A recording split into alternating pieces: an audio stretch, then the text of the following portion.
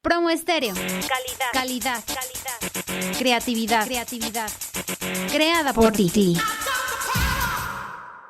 I sat within the barley green. Bienvenidos a Frecuencias AMEG, el espacio donde el arte líquido toma voz, humecta el aire y rinde homenaje a los elixires que acompañan nuestras vidas. Buenas tardes a todos, nuevamente aquí para poderles platicar de algo de vinos italianos. Primero que nada, agradecer a Frecuencias AMEG por esta oportunidad que me da de compartir esta pasión y también, obvio, agradecer a Promo Estéreo para lo que es todo el auditorio, todo el equipo que nos ayuda, nos acompaña durante estas transmisiones, lo que es también la comunidad de Frecuencias AMEG y lo que es también Maltería Central Altiplano, como nuestros patrocinadores. Bueno, el tema de hoy, pues lo llamé los otros vinos del Piemonte. ¿Qué sucede? Cuando pensamos o escuchamos la palabra Piemonte, la región Piemonte, para muchos yo creo que digamos, en automático, el vino que piensan es el Barolo. Obviamente el Barolo, el Barbaresco, es, digamos, uno de los símbolos del Piemonte, pero muchas veces nos olvidamos de todo el resto de vinos que hay. Hoy los vamos a mencionar como ustedes saben, necesitaríamos muchas horas para poder pues ahondar en este tema, pero les voy a dar algunos datos, les voy a mencionar algunas uvas que son ya muy específicas, algunas denominaciones de origen. Algunas de estas es de que están presentes aquí en México vinos de esas denominaciones y en otros casos sería, digamos, lo ideal que en el momento que puedan estar en Italia y específicamente en Piemonte, pues poderlos probar, ¿no? Muchas veces a quien llega que no conoce todos esos vinos, que ya sé que para muchos es algo complejo toda la parte de denominaciones, uvas y demás, pero que puedan ustedes tener como una idea más clara, ¿no? Y saber qué probar y qué disfrutar, ¿no? Y no quedarnos realmente, repito, son vinos maravillosos, pero a veces nos limitamos esa oportunidad, ¿no? De conocer algo nuevo. Les voy a empezar a dar algunos datos para que se den una idea de qué tan complejo puede ser de lo que es la vitivinicultura en Piemonte. Son cerca de 47,000 hectáreas de viñedos, esto es en el 2021. Más del 90% se realiza o están ubicados estos viñedos en colinas con un rendimiento, la verdad, bastante limitado. Por eso también es, en muchos casos, obvio, la calidad del vino obtenido es una calidad muy elevada. Y eso también influye en el costo. ¿Por qué? Porque se producen más o menos 8 toneladas de uva en promedio por hectárea. Y eso estamos hablando que con los rendimientos normales que se tienen, serían unos 5.500, 5.600 litros de vino por hectárea. Ese es el promedio. Hay muchos viñedos que producen menos, obviamente con una calidad mayor. Hay 18,000 empresas con un enfoque vitivinícola. O sea, pueden ser solo productores de uva o que estén ligados a la producción del vino también, ¿no? Muchas de estas son empresas muy pequeñas, empresas familiares. Y hay 280 empresas que son del tipo, por así llamarlo, industrial, ¿no? O sea, grandes productores.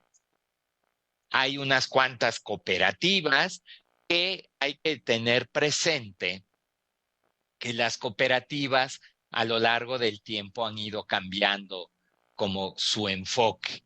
Antes era la cooperativa, vamos a juntar todas las uvas de muchos productores ahí alrededor que no tienen la capacidad de tener en sus empresas todo el equipo para elaborar vino y vamos a juntar todas esas uvas y producir vino. El enfoque era más bien cantidad y no calidad. Ahora ya el enfoque se ha vuelto cantidad y calidad, y en muchas ocasiones calidad bastante elevada. Producción, estamos hablando que se producen al año en promedio 99 millones de litros de vino blanco, que es aproximadamente el 39%, y casi 158 millones de litros de vino tinto. Bastante. Y algo muy importante, 91% de este vino se produce bajo alguna denominación de origen. La verdad es una de las regiones en donde es el mayor porcentaje de vino que se produce bajo alguna denominación. Recordemos que el no tener denominación no es sinónimo siempre de que sea un vino malo.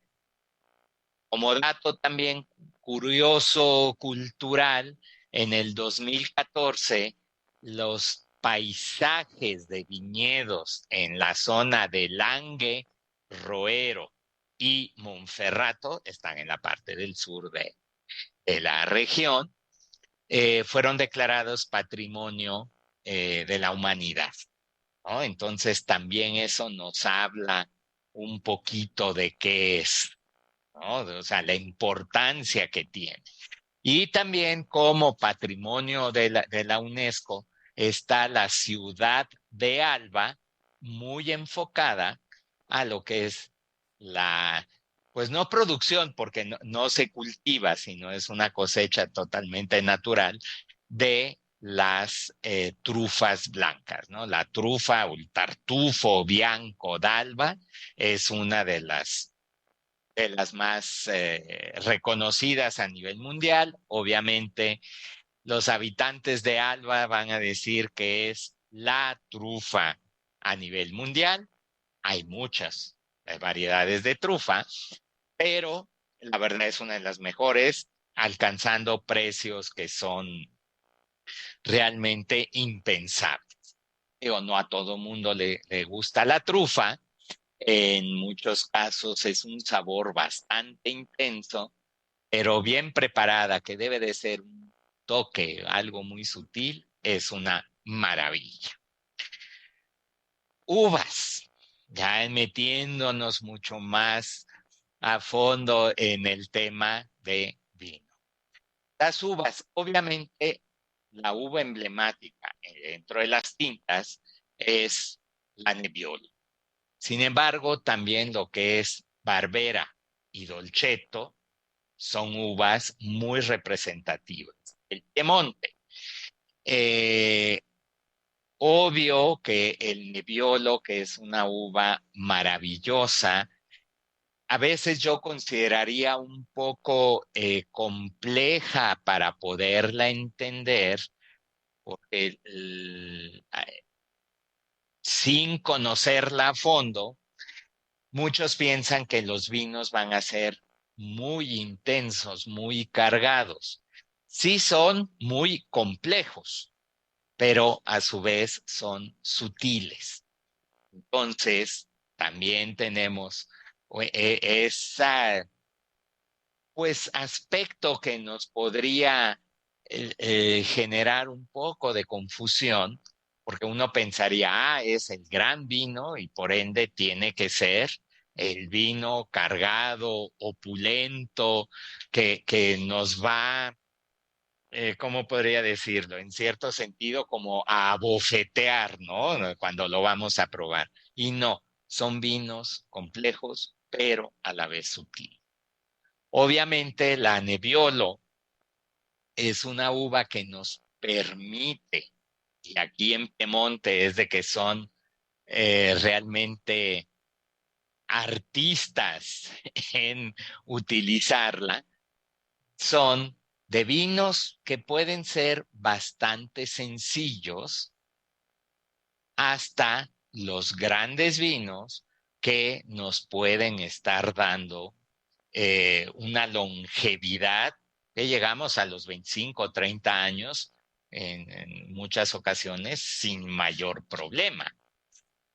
De hecho, lo que es Barolo siempre comentan los mismos productores que para poderlo tomar, pues debemos dejar pasar de los 8 a los 10 años de la cosecha, ¿no? Si no, podríamos estar hablando un poco de un infanticidio, ¿no? Por así ponerlo, a lo mejor en términos un poco exagerados, pero que realmente hay que darle ese tiempo, ¿no?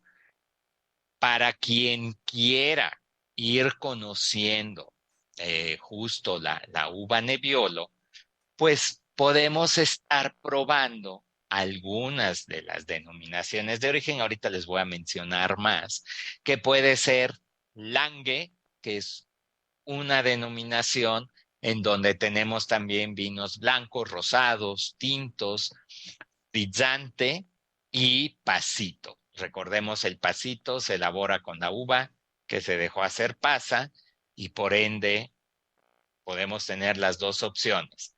O un vino bastante dulce con una graduación alcohólica que ronda sobre los 12-13% de alcohol volumen, o pueden ser vinos secos con una graduación alcohólica bastante elevada. Otra es la denominación Roero, la otra es Monferrato, entre las más conocidas, ahorita les voy a mencionar más, pero en donde podemos encontrar versiones un poquito más sencillas, un poquito también más económicas, porque también tenemos que ver esa parte. Yo soy de la idea que cuando queremos conocer vinos, como puede ser el Barolo, como puede ser el Amarone en el Véneto,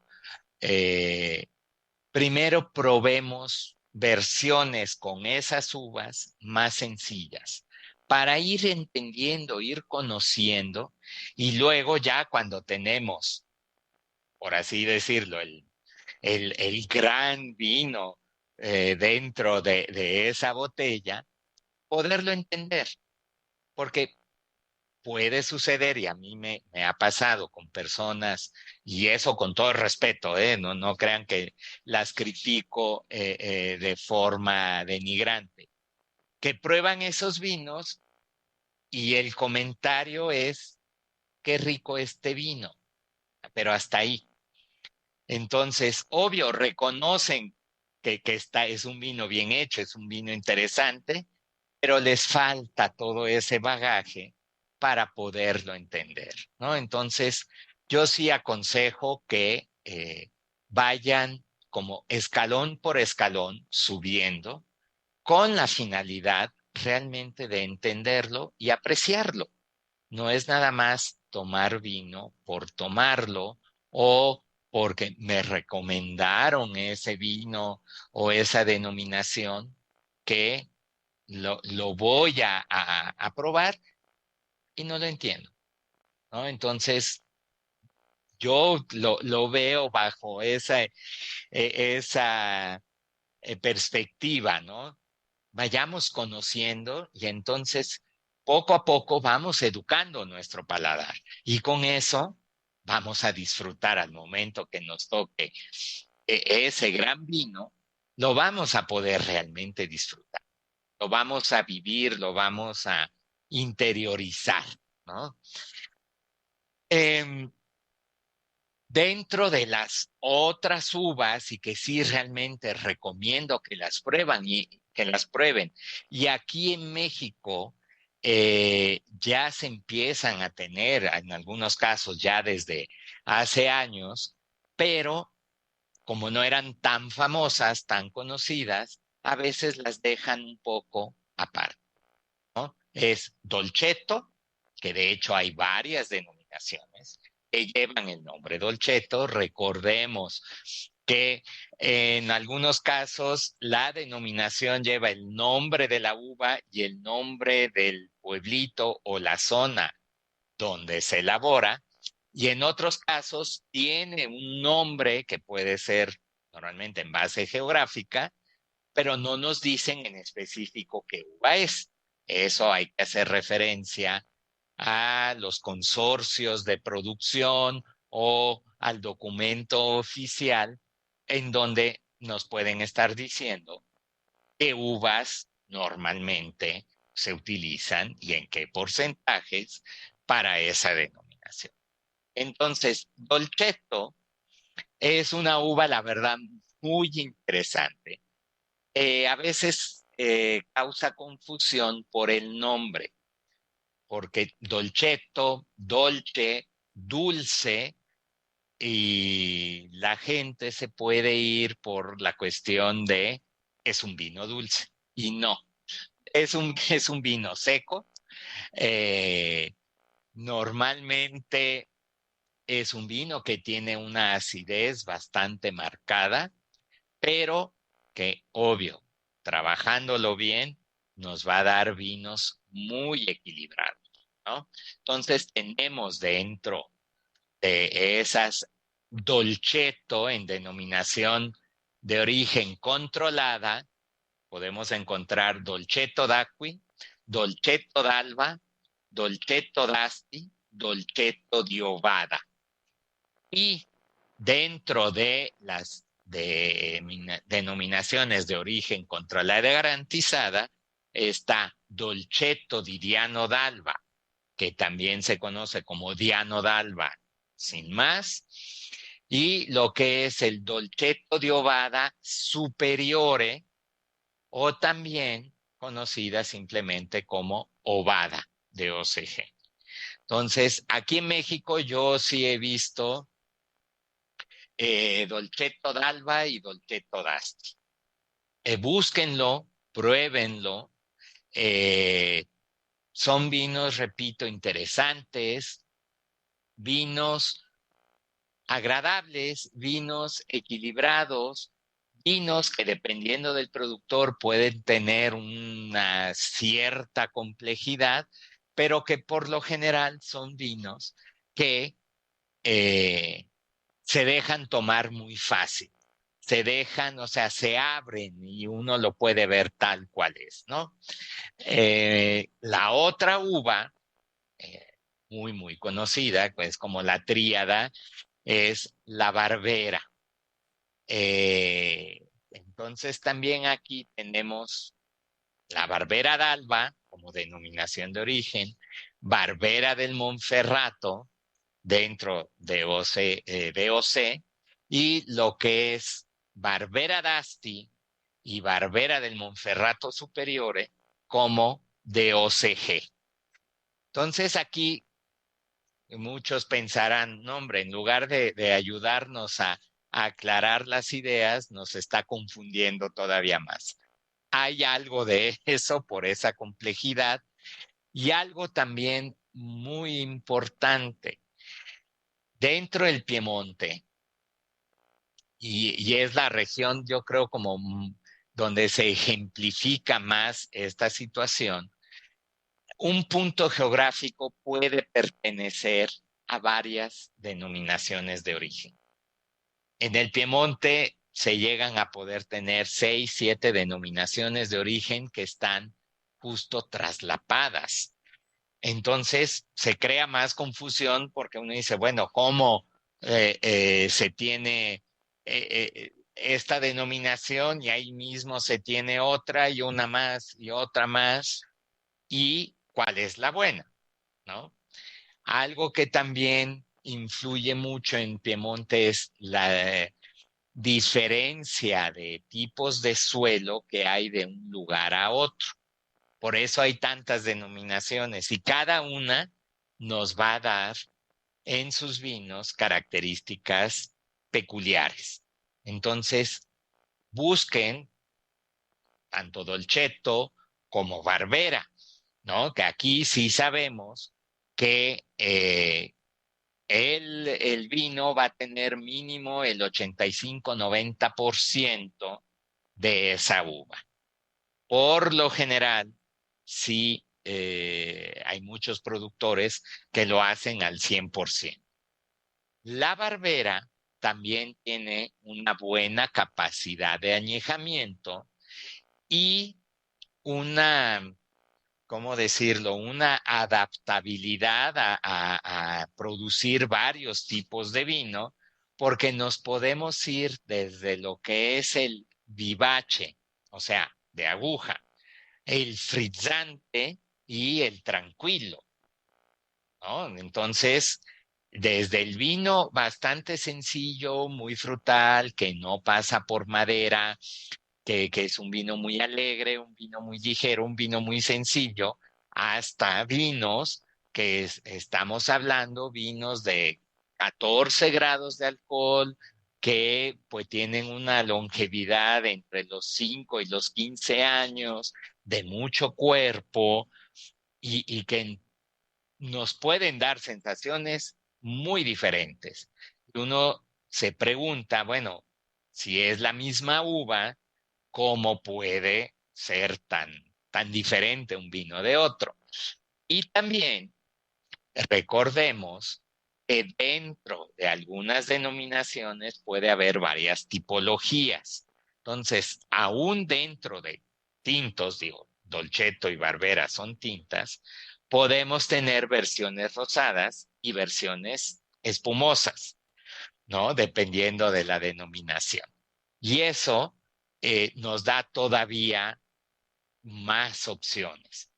Yo, honestamente, aquí en México no he visto ni rosados ni espumosos de Dolcetto y de Barbera. Sí he visto rosados de Nebbiolo, espumosos no, pero sí existen, ¿no? Entonces, repito, si tienen esa suerte, esa facilidad de llegar a Italia y llegar en específico a Piemonte, busquen esos vinos, ¿no? Pregunten, yo quiero probar algo que sea realmente típico, sin irnos a los que son muy, muy conocidos, que obviamente son una maravilla, pero que también los encontramos aquí en México, ¿no? Entonces, busquemos lo que no tenemos del diario.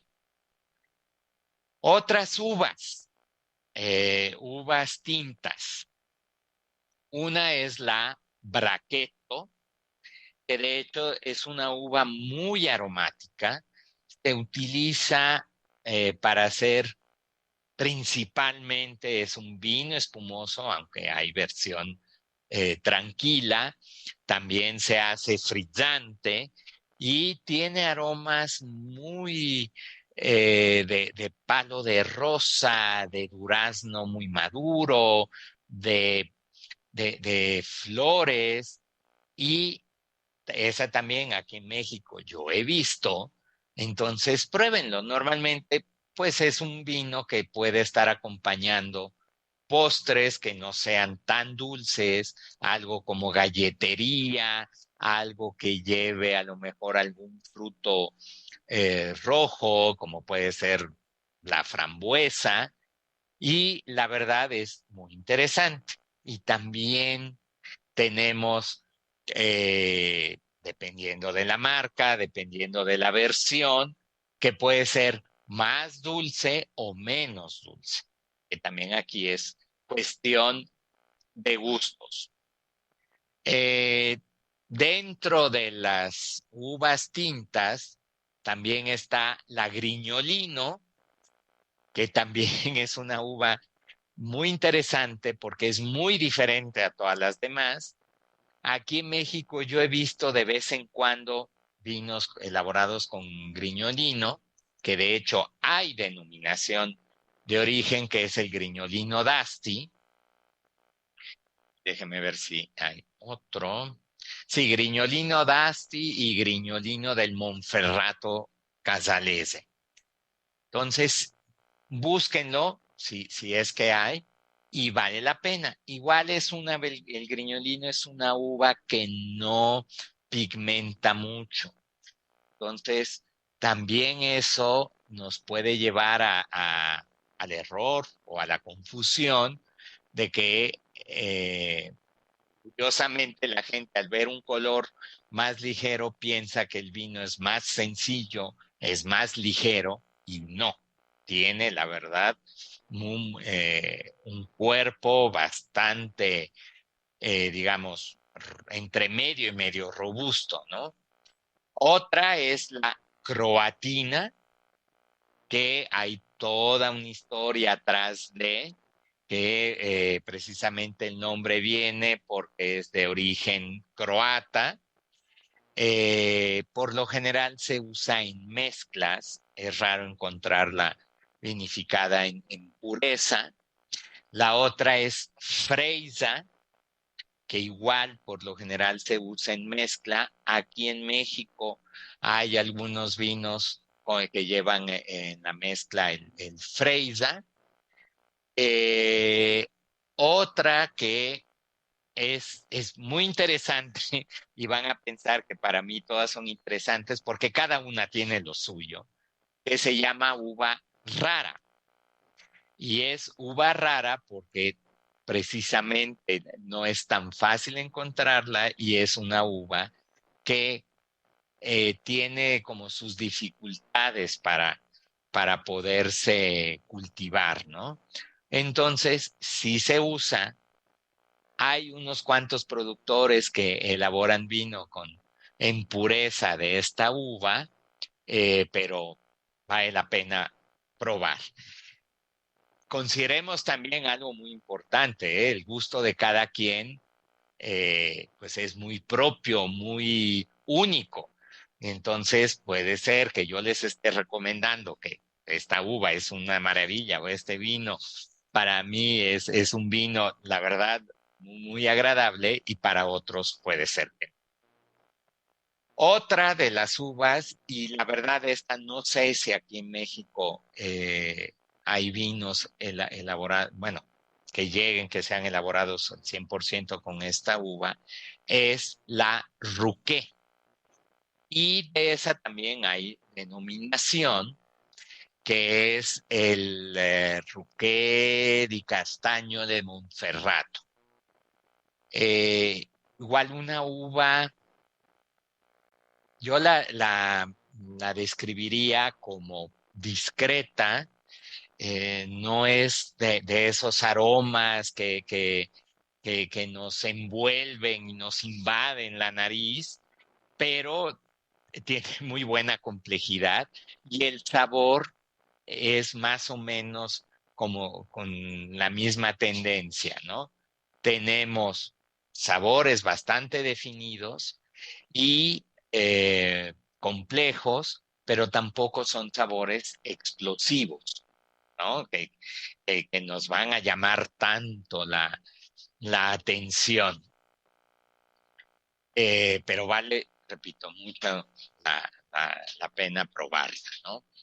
Entonces, aquí vemos cómo son algunas de las uvas tintas, y no son todas, porque hay muchas más, y algo, como les he comentado en otras ocasiones, muy interesante es de que en los últimos años se ha tratado de rescatar variedades de uva que prácticamente habían desaparecido, que encontraron a lo mejor una que otra planta y con eso lograron reproducirla y poder cultivarla, o que sí había unos cuantos viñedos y que han tratado de ampliar, ¿no? Y que más productores están buscando eso y sobre todo yendo al concepto que si esa uva era la que se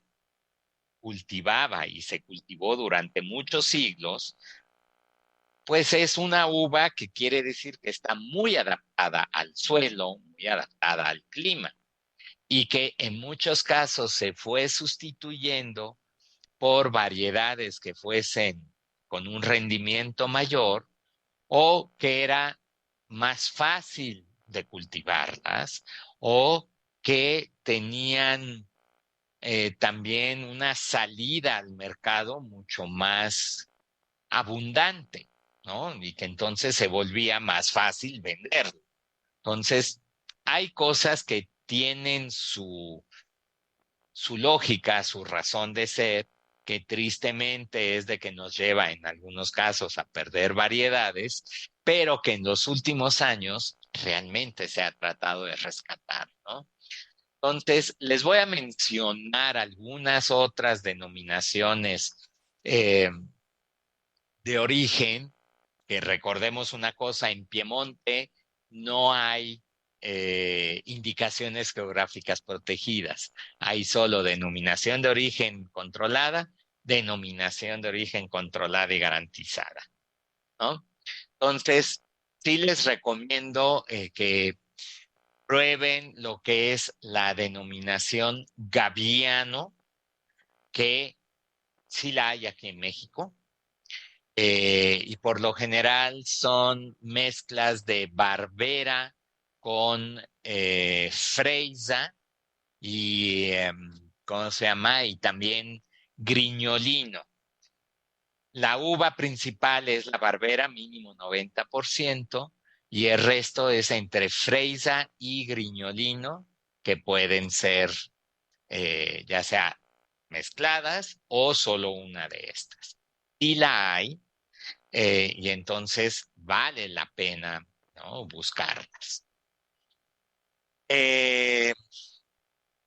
¿Cuál era la otra? Ahí se me fue el nombre. Hay una que es bastante común encontrarla aquí en México, la Nebbiolo d'Alba. Entonces es Nebbiolo de la zona de la ciudad de Alba y que también como, digamos, valor económico es mucho más accesible que un Barolo.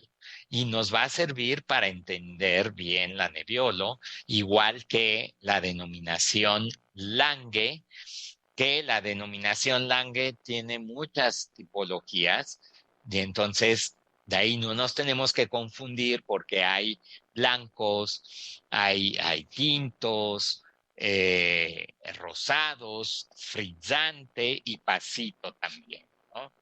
Y hay también aquí en México varios exponentes de esta denominación. Entonces, esa es otra. La denominación Piemonte, que abarca prácticamente toda la región. Y también aquí tenemos blanco, rosado, tinto, espumante, frizzante y pasito. Entonces tenemos de ahí varias opciones y pueden ser de varias uvas. Obviamente las principales van a ser Nebbiolo, Barbera Dolcetto, Freisa, Vignolino, pero también da la posibilidad de que haya mezclas. Entonces se vuelven también ahí la posibilidad de encontrar vinos que son muy interesantes y diferentes. Yo personalmente, ¿no? Es lo que luego busco en un vino, que sea algo atractivo, algo interesante, algo diferente. Y no es de que los que ya conozco no sean atractivos, interesantes, ¿no? pero pues siempre hay que probar algo nuevo. A lo mejor encontramos algo que nos gusta más, ¿no? Y no es nada más esa parte. Rubino di Cantavena es otra denominación ahí en la zona similar a la de Gaviano. E igual aquí en México los hay. Son vinos que también tienen esa parte de complejidad, de diferencia, y que vale mucho la pena probar. Esas eran denominaciones de origen controlada, ¿no? Yéndonos mucho a lo que es tinto, y ahorita vamos a hablar de las uvas blancas también. Lo que es de denominaciones de origen controlada y garantizada, realmente yo lo que les aconsejo es busquen, porque sí lo hay. Aquí en México, de hecho, creo que nada más hay una marca, pero es la denominación Gattinara, igual de las grandes de Nebbiolo, y que tiene pues diferencias con lo que es el Barolo y Barbaresco. Recordemos que las 4 grandes de Nebbiolo son Barolo, Barbaresco, Gattinara y Ghemme. Entonces, por lo menos aquí en México podemos encontrar esas 3, lo que es Barolo, Barbaresco y Gattinara. Ghemme, honestamente, yo no lo he visto. Si alguien la ve, pruébelo para reconocer cuáles son esas diferencias, porque son vinos todos elaborados con 100% Nebbiolo, pero cada uno va a tener su propia personalidad, ¿no? Entonces, es Nebbiolo, sí, pero no nos vayamos o caigamos en ese error bastante fácil de caer en él, que, pues si es Nebbiolo, pues todos van a saber igual, y no. Aquí cambia mucho lo que es el suelo y el clima en donde están. Entonces nos va a dar vinos, la verdad, diferentes.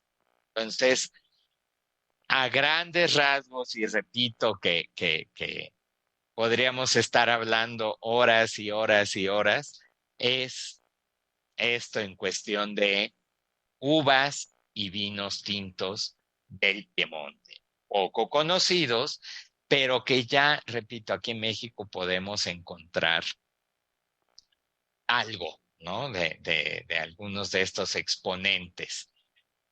Dentro de las uvas blancas, que aunque obvio, el Piemonte es más reconocido por las tintas, pero la verdad tienen uvas blancas que son maravillosas. Una es Arneis, que aquí en México yo sí he visto vinos elaborados con Arneis, y que de hecho la Arneis también se cultiva en la zona de Baja California. Lo que es la uva Cortese, lo que es la uva favorita, y aquí en México sí llegan vinos de uva favorita, de Cortese igual. Ustedes busquen lo que es el Gavi, que es denominación de origen controlada y garantizada, o también llamada Cortese di Gavi. Y obvio, el Moscato Bianco, que es una de las, yo creo, más conocidas. ¿Por qué? Porque se utiliza para la elaboración del Asti, pero que aquí sí busquen. Aquí en México yo no lo he visto, pero a lo mejor algún importador ya lo va a empezar a traer, es el Asti seco. No saben qué maravilla, tiene todos esos aromas característicos de la uva moscato, que es ese palo de rosa, durazno, muchas flores, la verdad complejo, pero muy delicado, pero en versión seca. A mí personalmente, cuando la vez que la probé, me encantó, porque los vinos dulces no es de que sean como de mi gran aceptación, ¿no? Los de postre sí, pero los vinos dulces, y repito, es gusto personal. Y hay otra uva que es justo como les comentaba, algunas que las están rescatando, es la Timorazo. Y de hecho también en Italia es difícil encontrar vinos con esta uva porque su producción es muy, pero muy limitada. Igual la uva favorita, que fue rescatada más o menos a principios de los años 90 y se llama favorita porque anteriormente era la uva favorita dentro de las blancas. Y poco a poco se fue dejando hasta que casi se extingue. Y en el justo 92, 94, un grupo de productores de casas vinícolas que se reunieron y decidieron entre todos precisamente rescatar. Y se le da vinos muy, muy interesantes. Repito, aquí en México sigue. Otra de las uvas que es importante dentro del Piemonte es la Herbaluche, pero también está en el mismo Piemonte, no es tan fácil encontrar vinos elaborados con esta uva. Son pocos productores. Dentro de las denominaciones de origen, que ya sea que sabemos que son vinos blancos o que pueden tener la versión blanca, es precisamente lo que les decía, la Langhe, lo que es Piemonte. Hay una, ahorita se me fue, perdón.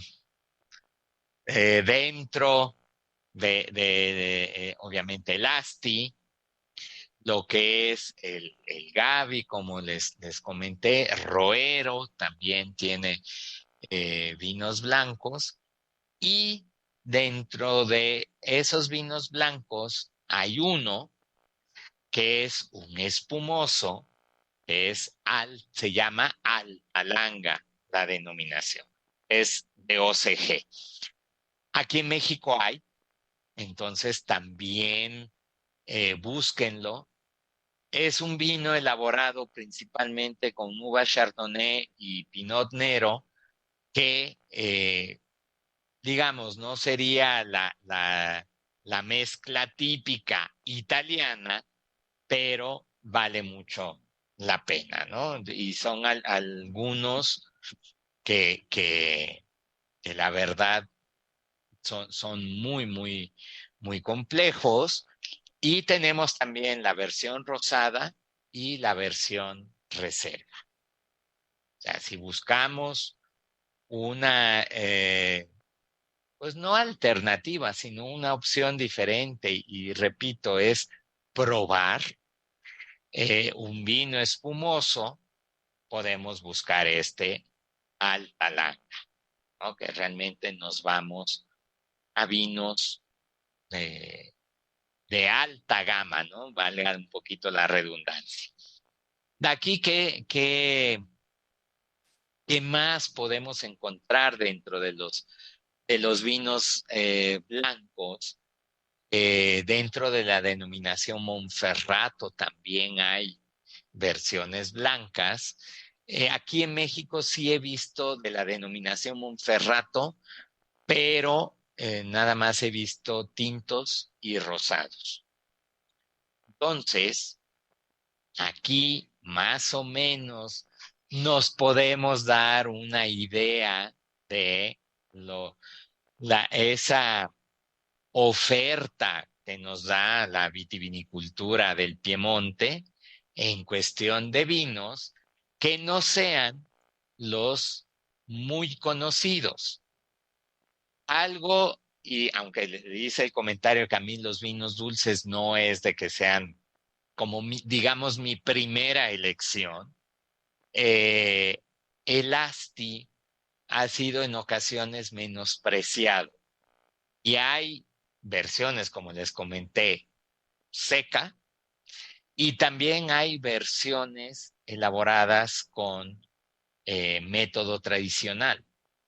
Y eso se vuelve ya otro nivel, honestamente. Y podemos encontrar una gran diferencia en precios y que uno podría no entender por qué dicen, bueno, Asti se asocia es el vino dulce, el vino sencillo, a final de cuentas, entre muchas comillas, el vino económico.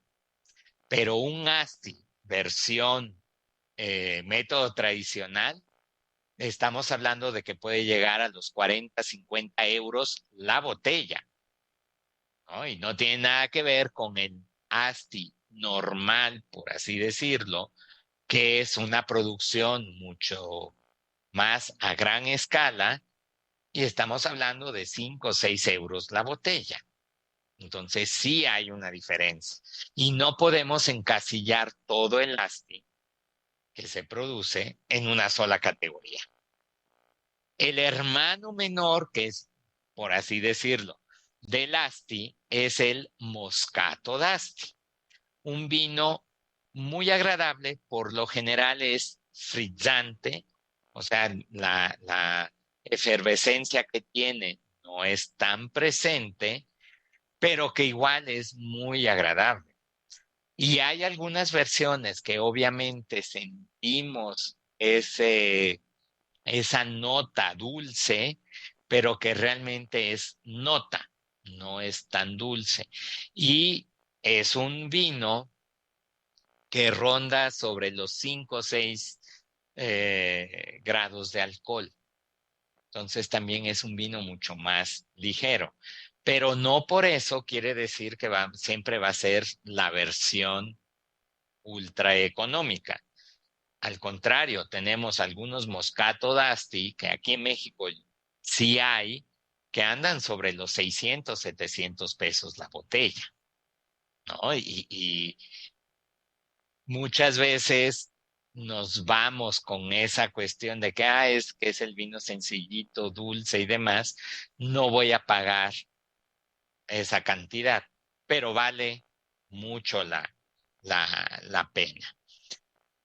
También aquí, y como para redondear, porque el vino sin alimento, yo creo que no lo podemos estar considerando, hay varios productos con denominación de origen que aquí sí, desgraciadamente, es bastante difícil encontrar, pero estamos hablando de quesos que puede ser el Bra, el Castelmaño o Solano, la Robiola, que muchas veces la Robiola se conserva en aceite y es una maravilla, un queso muy, muy intenso, y lo que es la Toma Piemontese.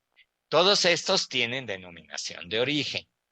También hay un jamón que se llama crudo di Cuneo,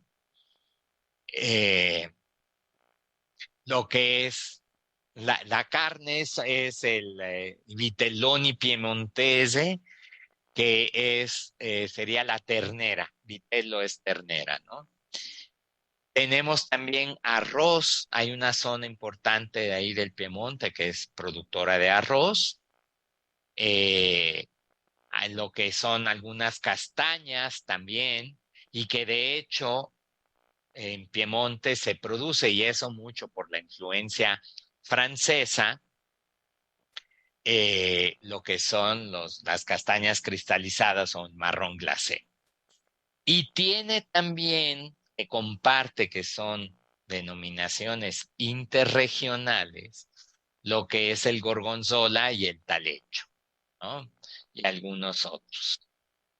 También aquí yo lo que les aconsejo, y hay muchas páginas en internet donde podemos encontrar recetas que son típicamente piemontesas. Recordemos también,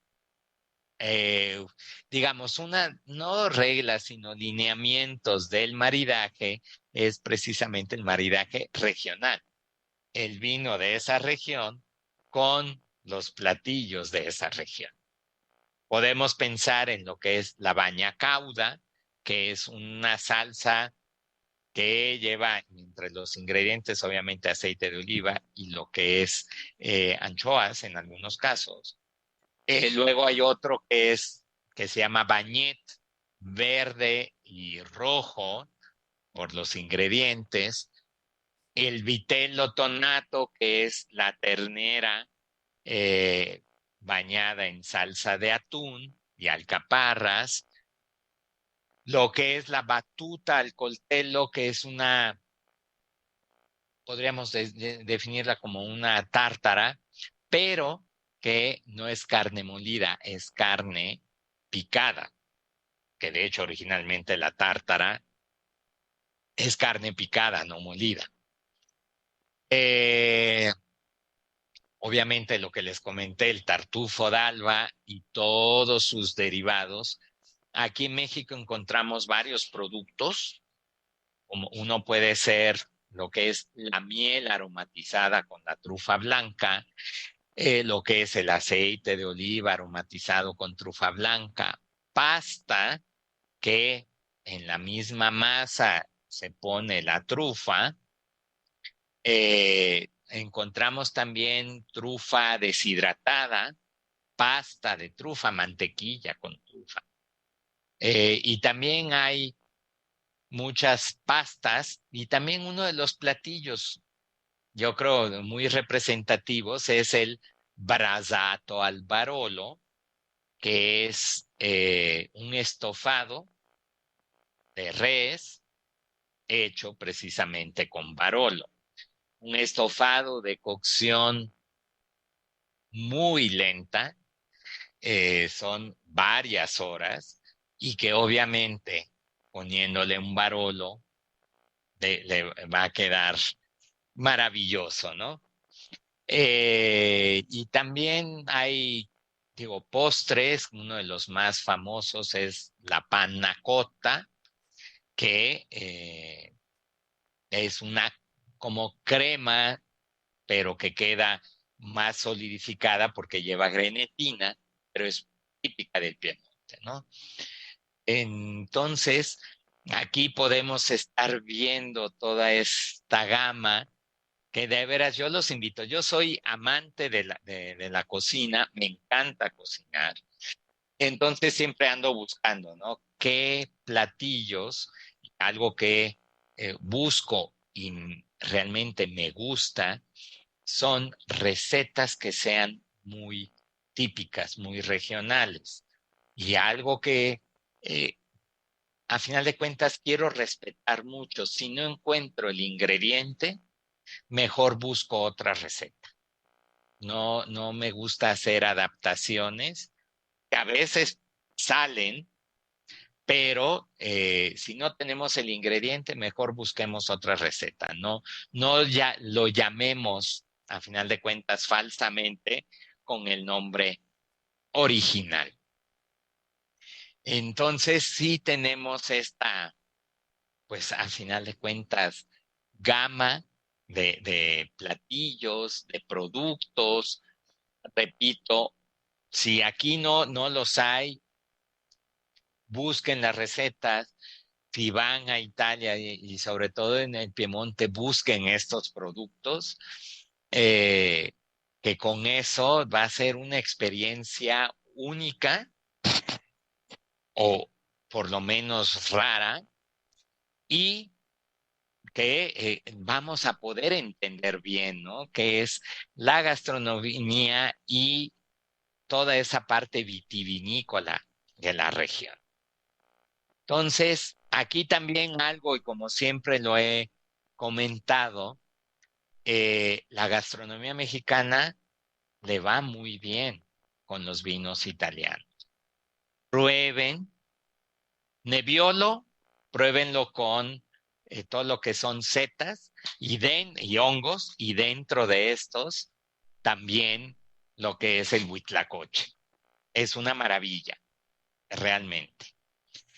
Bueno, aquí ya es la hora, se pasa el tiempo rápidamente de despedirnos de nuestro auditorio de Promo Estéreo. agradeciendo nuevamente esta oportunidad, agradeciendo a todos los que nos escuchan vez con vez y ojalá despertando esa curiosidad en conocer más vinos, más platillos, más maridajes, ¿no? Y regresando al tema del maridaje, tenemos esta parte que les digo, la gastronomía mexicana le va muy bien. Yo hice en varias ocasiones maridaje de platillos del diario, como un fideo seco, le va muy bien un dolcetto. De veras, es una maravilla, ¿no? Entonces, de probar esta parte de gastronomía que pues podemos unirlas, ¿no? No es de que estén peleadas, ¿no? Y con esto poder entender en algunas ocasiones precisamente esa esencia, ¿no? Y que si bien, como dije, el maridaje ideal es el regional, pero nada nos impide estar probando vinos y gastronomía de distintas partes del mundo. Y lo que tenemos del diario, que esa también es algo, digamos, una idea que a mí me fascina, que la gente pueda entender con sabores que conoce y que son del diario, de lo que comemos en casa, en una fonda, en un restaurante de cocina mexicana, pero que también eso le puede ir un vino, ¿no? No es nada más el gran platillo o el platillo de ingredientes raros, sino que tenemos del día a día. Pues bueno, ya como digo, el tiempo pasó rápidamente. La idea es seguir haciendo de estas emisiones, yéndonos a los vinos poco conocidos, como yo los denominé los otros vinos, de las regiones muy conocidas, ¿no? Y obviamente vamos a hablar también de los vinos de las regiones que también son poco conocidas aquí en México. Pero lo importante es eso, ¿no? De ampliar nuestro horizonte de qué podemos nosotros estar probando, qué podemos conocer y sobre todo disfrutar. Pues no me queda más que agradecer a todos los que nos están siguiendo, agradecer obviamente a Frecuencias AMEC como dije en un inicio, de darme la oportunidad de compartir algo que me apasiona. Pues nos vemos y escuchamos la próxima vez. Gracias.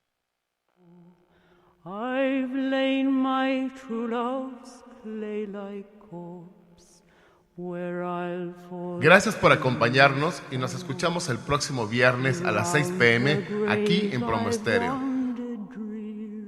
Nos pueden seguir en Facebook como AMEG y Academia Mexicana de Enogastronomía, así como en la página web www.ameg-medioedu.com.mx. The wind shakes the barn.